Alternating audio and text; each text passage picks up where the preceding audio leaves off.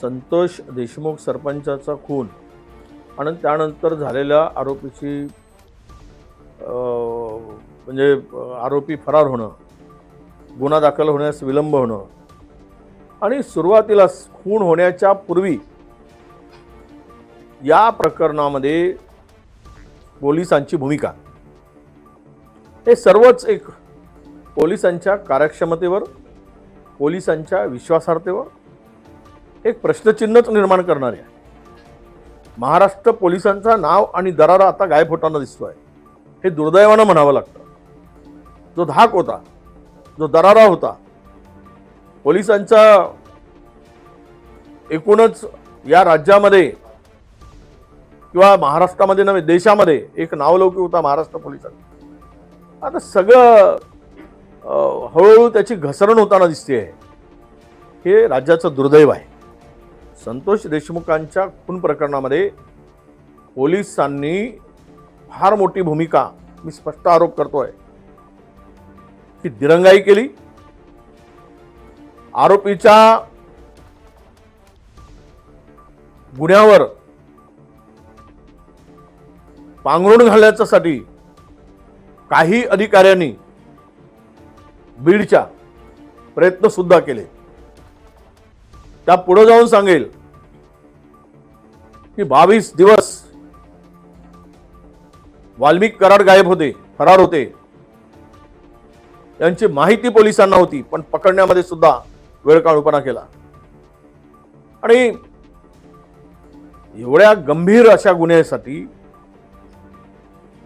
एवढी सक्षम आमची पोलीस यंत्रणा ही कुचकामी होताना आम्हाला दिसली.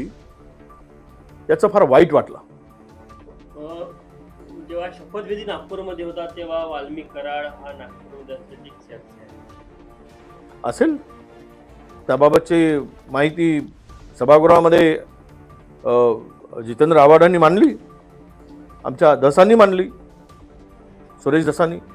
मला कळत नाही की या प्रकरणामध्ये नेमकं काय.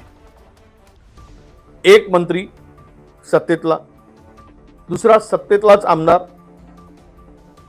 हे सगळं जे प्रकरण फिरती आहे,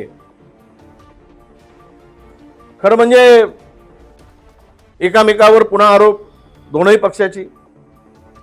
यातून सरकारमध्ये समन्वय नाही किंवा मुख्यमंत्र्याचा धाक आमदारावर नाही, पक्षप्रमुखांना त्यांची चुप्पी, त्यांचं ती शांतता राष्ट्रवादीच्या नेत्यांची, की धनंजय मुंडे टार्गेट आहे. धनंजय मुंडेंना वाचवण्यासाठी दुसऱ्या पक्षातले नेते प्रयत्न करतायत. असे अनेक प्रश्न या प्रकरणाभोवती फिरताना दिसत आहेत. त्यामुळं एकूणच आता यावर अधिक चौकशीची दिशा भरकटण्यापेक्षा SITनी आणि CIDनी जे काही आता दोन यंत्रणा काम करतायत या संदर्भात, आणि प्रामाणिकपणे कुठल्याही दबावाला बळी न पडता, कुठल्याही प्रेशर खाली न येता या प्रकरणामध्ये शोध घ्यावा, तळापर्यंत जावं. जी सगळी आरोपी आहेत त्या सर्व आरोपींचा उडबस हे मंत्र्यांच्याकडे होती. त्याचे अनेक पुरावे आहेत. त्यांची जवळीक होती, त्यांच्या घरात वावरत होते. आता हे सगळं होताना ते म्हणतात की माझा संबंध नाही. मी असा आरोप करणार नाही की संबंध आहे का, पण चौकशी झाली पाहिजेत, हे मात्र नक्की माझी मागणी राहणार आहे. बीड जिल्ह्याचं जे अर्थकारण